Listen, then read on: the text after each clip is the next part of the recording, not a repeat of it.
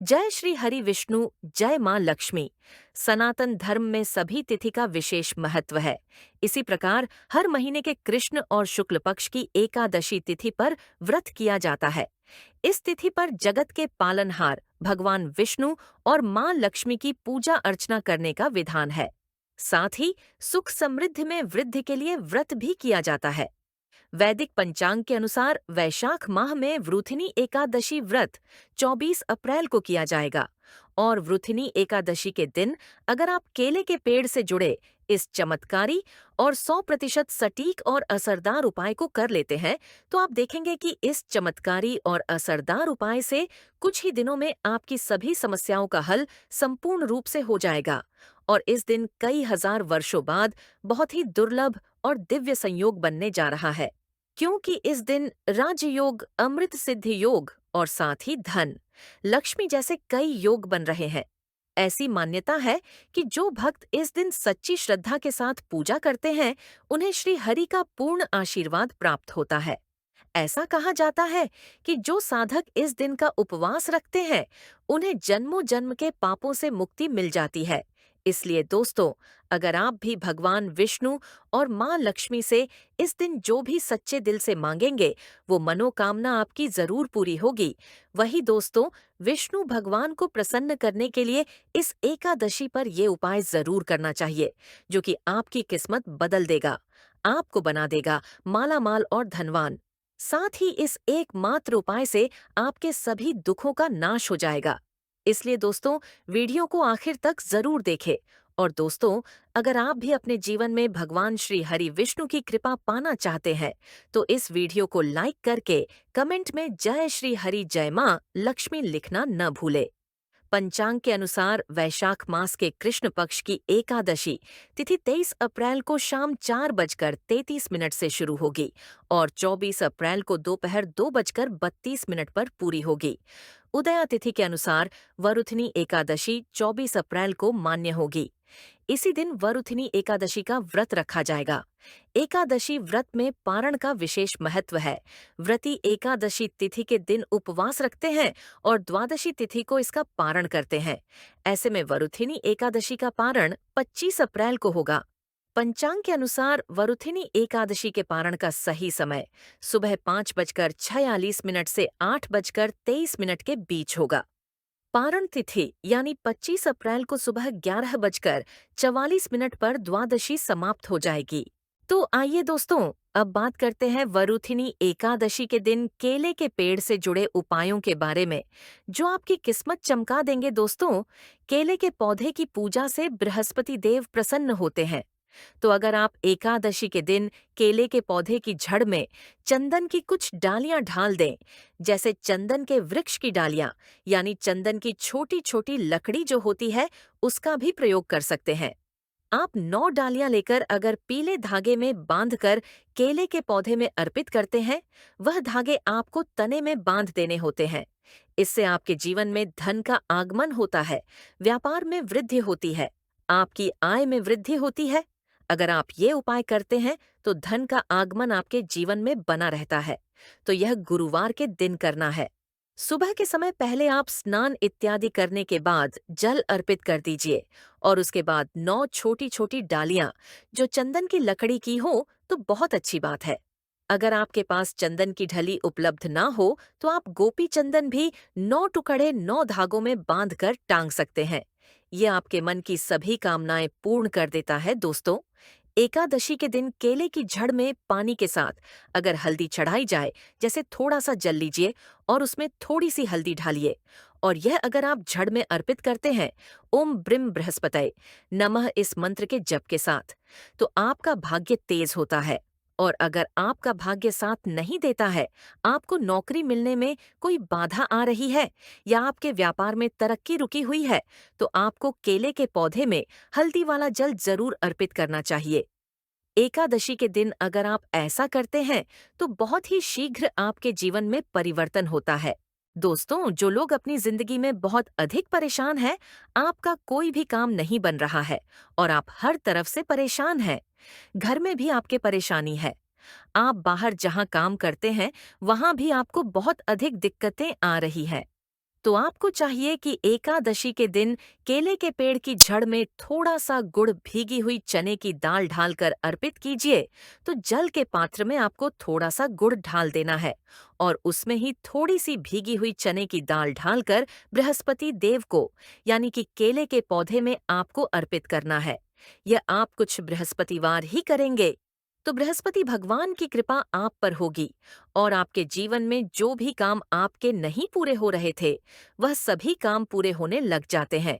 अगर आप किसी नए काम की शुरुआत करने जा रहे हैं, कोई नया व्यापार शुरू करने जा रहे हैं, शिक्षा शुरू करने जा रहे हैं, या फिर आप कोई भी ऐसा काम करना चाहते हैं जिससे आप चाहते हैं कि कोई रुकावट न आए, बहुत ही शीघ्र पूर्ण हो जाए, तो आपको चाहिए कि एकादशी के दिन केले के पेड़ में जल के साथ थोड़ी सी चीनी मिलाकर अर्पित कीजिए।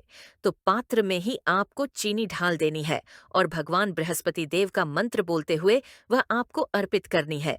या फिर ओम नमो भगवते वासुदेवाय नमः, इस मंत्र के जाप के साथ भी आप यह जल अर्पित कर सकते हैं। यदि आपकी जिंदगी में बहुत अधिक मुश्किलें हैं, मतलब आप समस्याओं से घिरे हुए हैं, कर्ज से घिरे हुए हैं, मांगलिक कार्य आपके घर में रुके हुए हो, किसी भी प्रकार का शुभ कार्य आपके जीवन में नहीं हो रहा है, घर में अगर शादी ब्याह है वह भी आपका ठीक से नहीं होता है। कई बार क्या होता है कि हम घर में एक छोटा सा हवन भी बिना क्लेश के नहीं करवा पाते हैं। इस तरीके की स्थिति घर में होती है, मतलब बहुत अधिक नकारात्मक ऊर्जा अगर आपके जीवन में है, आपके घर परिवार में है, तो आपको चाहिए कि केले के पेड़ की जड़ों में 2 हल्दी की साबुत गांठें रख दे। ऐसा अगर आप इस एकादशी पर करते हैं तो बहुत ही शीघ्र आपके जीवन से यह जो समस्या है कि आपका हर कार्य निर्विघ्न पूरा नहीं हो पाता है, आपके सब कार्यों में कलह क्लेश होता है, इससे आपको मुक्ति मिलेगी। अगर आप मंदिर में जाकर पूजा कर रहे हैं, मंदिर में केले का पौधा है और वहां आप पूजा कर रहे हैं, तब तो हल्दी की गांठ आप वहीं पर छोड़ दीजिए। लेकिन अगर आप घर में करते हैं तो एकादशी को आपको साबुत हल्दी चढ़ानी है और जब ये इकट्ठा हो जाती है तो आप वह ले जाकर जल में विसर्जित कर दीजिए, या फिर आप मिट्टी में ही अपने घर में जो गमले हैं उसमें इस हल्दी की गांठ को दबा सकते हैं। दोस्तों, अगर आप धन के अभाव में परेशान हैं या आप बहुत अधिक अमीर बनना चाहते हैं, धन किसको नहीं चाहिए, धन तो सबको चाहिए। आप कितने भी धनवान हो, फिर भी ऐसा लगता है कि धन की अभी और भी कमी है। अगर आप धनवान बनना चाहते हैं तो एकादशी के दिन केले की जड़ में 1 रुपये का सिक्का आपको दबा देना है। उसी के अंदर जो पौधे का गमला है उसके अंदर ही आपको 1 रुपये का सिक्का ढाल देना है। ऐसा करने से माँ लक्ष्मी प्रसन्न हो जाती है और श्री हरि विष्णु का स्वरूप ही माना जाता है केले के पौधे को। तो ये उपाय अगर आप अपने घर में करते हैं तो बहुत अच्छा होगा, या फिर जहाँ भी, जैसे अगर हम मंदिर में भी जाकर करते हैं तो 1 रुपये का सिक्का या 5 या 10 रुपए का, जो भी आपके पास सिक्के के स्वरूप में जो पैसे होते हैं वही आपको मिट्टी में दबाने हैं। तो ध्यान यही रखना है कि कोई आपको उस मिट्टी में सिक्का ढालते हुए देखे नहीं, क्योंकि कई बार क्या होता है, आप सिक्का चढ़ा कर आए, किसी और ने उसे निकाल दिया तो इसका भी फल नहीं मिलता है। तो जब आप सिक्का चढ़ाकर आते हैं, मतलब दबा कर आते हैं, अगर मंदिर में जाकर कर रहे हैं, तब आपको यह ध्यान रखना है, घर में पौधा है, तब तो आराम से गमले की मिट्टी में ढाल दीजिए और फिर आप उसको छोड़ दीजिए। सिर्फ एक ही बार ये उपाय करें और आप देखें आपके जीवन में चमत्कारी रूप से धन का आगमन होता है। जो भी कार्य आप कर रहे हैं, चाहे छोटा सा ही व्यापार है आपका, वह व्यापार बहुत जल्दी तरक्की करता है। नौकरी में भी आपको प्रमोशन मिलता है। धन आगमन के रास्ते आपके जीवन में खुलने लग जाते हैं। दोस्तों, यदि आपके शादीशुदा जीवन में बहुत अधिक परेशानी आ रही है, दाम्पत्य जीवन बहुत अधिक परेशानी में है, तो आपको चाहिए कि एकादशी के दिन जैसे केले के पेड़ की पूजा जो आप कर रहे हैं, तो ऐसे में आपको केले के पेड़ पर हल्दी की गांठ अर्पित करनी है और भीगे हुए मुनक्के चढ़ाने हैं। और जल तो आप चढ़ा ही रहे हैं, हल्दी चढ़ा रहे हैं, उसके साथ ही आपको 2 गांठ साबुत हल्दी की ढाल देनी है और जो भीगे हुए मुनक्के होते हैं वह भी चढ़ाने चाहिए। ऐसा करने से आपके जीवन में जो दाम्पत्य जीवन में परेशानी आ रही है वह दूर होती है और आपके दाम्पत्य जीवन में मधुरता आनी शुरू हो जाती है। पति पत्नी के रिश्ते मधुर होने लग जाते हैं। ऐसा आप एकादशी को करेंगे तो बहुत ही शीघ्र चमत्कारी लाभ होगा। दोस्तों, आपकी शादी में अधिक परेशानी आ रही है या फिर आपको संतान प्राप्ति में बहुत बाधाएं आ रही हैं, तो आपको क्या करना चाहिए? एकादशी के दिन केले की आप पूजा कीजिए, हल्दी ढालकर जल अर्पित कीजिए और उसके बाद आपको क्या करना है? थोड़ा सा पीला कपड़ा आपको केले के पौधे पर ढालना है, अर्पित करना है, पीला कपड़ा चढ़ा देना है और इसके बाद आपको केले की परिक्रमा करनी है। आपको केले के पौधे की 7 परिक्रमा करनी है।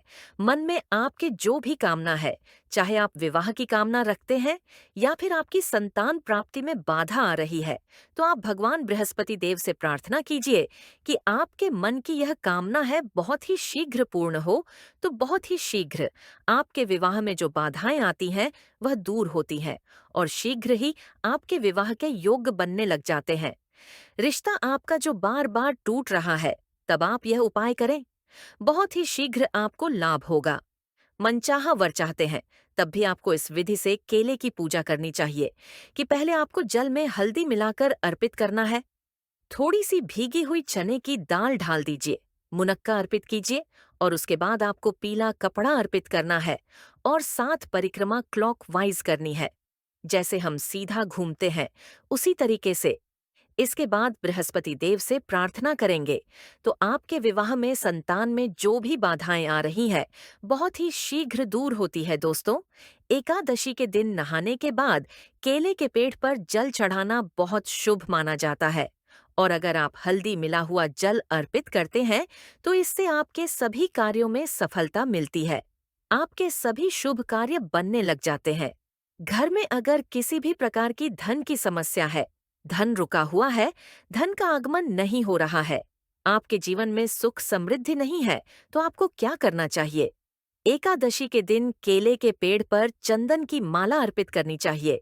चंदन की माला मार्केट में आसानी से मिल जाती है, जो पूजा की दुकान होती है, वहां से लीजिए और उस माला को आप केले के पौधे पर टांग दीजिए और थोड़ी सी हल्दी पौधे के जड़ में अर्पित कीजिए। जल्दी कीजिए, उसके बाद आपको थोड़ी सी हल्दी पाउडर अर्पित करनी है। इससे आपके जीवन की सभी परेशानियां दूर होंगी। आप जिस भी परेशानी से ग्रस्त है, अगर सिर्फ आप चंदन की माला उस केले के पौधे पर ढाल देते हैं और हल्दी अर्पित करते हैं, जल अर्पित करते हैं, 7 बार परिक्रमा करते हैं, तो इससे आपके जीवन की सभी परेशानियां दूर होंगी। सुख समृद्धि का आगमन होगा। मन में कोई विशेष कामना है, जैसे धन, संतान के लिए प्रार्थना करना चाहते हैं, तो उस समय जब आप चंदन की माला अर्पित कर रहे हैं, आप भगवान से प्रार्थना कीजिए। बहुत ही शीघ्र आपकी कामना पूर्ण होती है। और अगर आप किसी भी प्रकार की परेशानी से ग्रस्त है, एकादशी के दिन केले की पूजा करेंगे। केले के पौधे में आप जल अर्पित करेंगे, परिक्रमा करेंगे तो बहुत ही शीघ्र देव की कृपा प्राप्त होगी। बृहस्पति देव की कृपा से हमारे जीवन के सभी शुभ कार्य होते हैं, मांगलिक कार्य होते हैं, हमारा भाग्य तेज होता है। आइए अब सुनते हैं वरूथनी एकादशी की व्रत कथा, जिससे सुनने से मिलेगा कई हजार वर्षों की साधना का शुभ फल। धर्मराज युधिष्ठिर बोले, हे भगवन, मैं आपको नमस्कार करता हूँ। आपने चैत्र मास के शुक्ल पक्ष की एकादशी अर्थात कामदा एकादशी के बारे में विस्तार पूर्वक बतलाया। अब आप कृपा करके वैशाख कृष्ण एकादशी का क्या नाम है तथा उसकी विधि एवं महात्म्य क्या है? भगवान श्री कृष्ण ने कहा, हे राजेश्वर, वैशाख मास के कृष्ण पक्ष की एकादशी को वरुथिनी एकादशी के नाम से जाना जाता है। यह सौभाग्य देने वाली, सब पापों को नष्ट करने वाली तथा अंत में मोक्ष देने वाली है। इसकी महात्म्य कथा आपसे कहता हूँ। वरुथिनी एकादशी व्रत कथा। प्राचीन काल में नर्मदा नदी के तट पर मांधाता नामक राजा राज्य करते थे। वह अत्यंत दानशील तथा तपस्वी थे। एक दिन जब वह जंगल में तपस्या कर रहे थे, तभी न जाने कहाँ से एक जंगली भालू आया और राजा का पैर चबाने लगा। राजा पूर्ववत अपनी तपस्या में लीन रहे। कुछ देर बाद पैर चबाते चबाते भालू राजा को घसीटकर पास के जंगल में ले गया। राजा बहुत घबराया, मगर तापस धर्म अनुकूल उसने क्रोध और हिंसा न करके भगवान विष्णु से प्रार्थना की। करुण भाव से भगवान विष्णु को पुकारा। उसकी पुकार सुनकर भगवान श्री हरि विष्णु प्रकट हुए और उन्होंने चक्र से भालू को मार डाला। राजा का पैर भालू पहले ही खा चुका था। इससे राजा बहुत ही शोकाकुल हुए। उन्हें दुखी देखकर भगवान विष्णु बोले, हे वत्स, शोक मत करो, तुम मथुरा जाओ और वरुथनी एकादशी का व्रत रखकर मेरी वराह अवतार मूर्ति की पूजा करो। उसके प्रभाव से पुण्य, सुदृढ़ अंगों वाले हो जाओगे। इस भालू ने तुम्हें जो काटा है, यह तुम्हारे पूर्व जन्म का अपराध था। भगवान की आज्ञा मानकर राजा मांधाता ने मथुरा जाकर श्रद्धापूर्वक वरुथनी एकादशी का व्रत किया। इसके प्रभाव से राजा शीघ्र ही पुण्य, सुंदर और संपूर्ण अंगों वाला हो गया। इसी एकादशी के प्रभाव से राजा मांधाता स्वर्ग गए थे। जो भी व्यक्ति भय से पीड़ित है, उसे वरुथिनी एकादशी का व्रत रखकर भगवान विष्णु का स्मरण करना चाहिए। इस व्रत को करने से समस्त पापों का नाश होकर मोक्ष मिलता है। तो दोस्तों, आपको जानकारी कैसी लगी? हमें कमेंट में जरूर बताइएगा। वीडियो अच्छा लगा हो तो वीडियो को लाइक, शेयर और चैनल को सब्सक्राइब करना न भूलिएगा। आप सभी के मंगल की कामना करते हुए मिलते हैं अगली वीडियो में। धन्यवाद। जय श्री हरि विष्णु, जय मां लक्ष्मी।